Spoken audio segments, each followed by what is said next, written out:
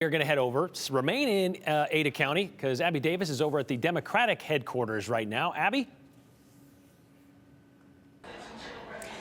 Brian, let's start nationally. I'm joined here with Laura Necochea. Necochea, of course, being District 19 representative. You are also the Democratic chair of the party. So, like I said earlier, let's start nationally. Idaho was called for Donald Trump. How does that make you feel? Yeah, that's not a surprise. We know for statewide races that this map favors Republicans, so that's not a surprise. That's not what we're really focused on tonight. Okay, so let's bring it back here locally then.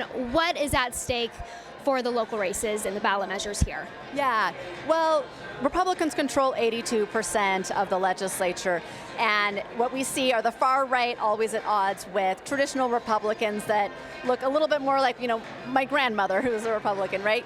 And what that means is our Democratic caucus casts a tie vote. So when it comes time to, fund higher education, when it comes time to protect Medicaid expansion from repeal that would kick 84,000 Idahoans off of coverage with no other alternative, and when it's come time to stop the costly voucher schemes, we don't have enough money to be throwing money at private, religious, for-profit, potentially out-of-state owned online schools. We just don't have enough money to do that, and it would come at the expense of our public schools. So when it comes to key issues, it really matters how many Democrats we elect tonight, and whether we'll be able to protect Medicaid expansion, for example.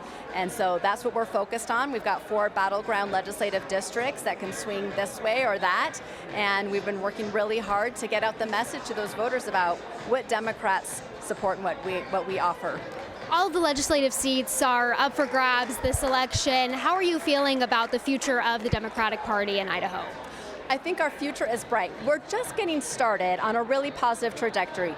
Look, we're outraising the Idaho Republican Party. For the first time in many decades, we don't know how many, we're running a Democrat in every single legislative district. For the first time in a long time, we have a county party chair in every district. So we are doing the work. This cycle, just in the last few months, we've knocked 144,000 doors, we've made 133,000 phone call attempts to do the hard work of talking to voters. And we're not going to be outworked, is what I'll say. You just don't see that happening on the other side. So you've been in office for 5 years now, and you're not seeking re-election. But as you leave the State House, what do you really feel like your legacy is?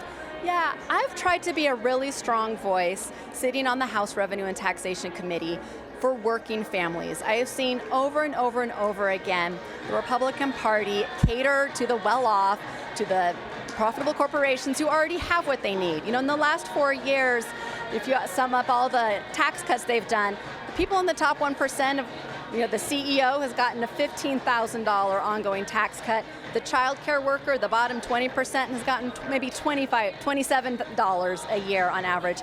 It's lopsided and it's not fair. We need to do better. It's the same story with property taxes, where Republicans capped the homeowners exemption and shifted the tax load onto homeowners, so they're paying more while big businesses are paying less. We just need a healthy balance. Part of the reason I'm not running again is because I find this chair role so rewarding. When I sit in the legislature and see the Republicans have 82% of the seats, it's so unhealthy. And so that's the work I want to do, to elect more Democrats. We're not going to take over, we're not going to sweep the state anytime soon. We're clear-eyed about how hard it is, but we can get to a better balance. And that's going to be healthier for the process, and it's going to be better for Idahoans. They're going to get better policies where working families are going to have a voice, where as some sane policies on reproductive freedoms are going to have a shot. We have women being airlifted out of state for medical emergencies when they're pregnant, and that's unacceptable. We can't even get the Republicans to hear a bill to give a health exception to the abortion ban that would prevent that.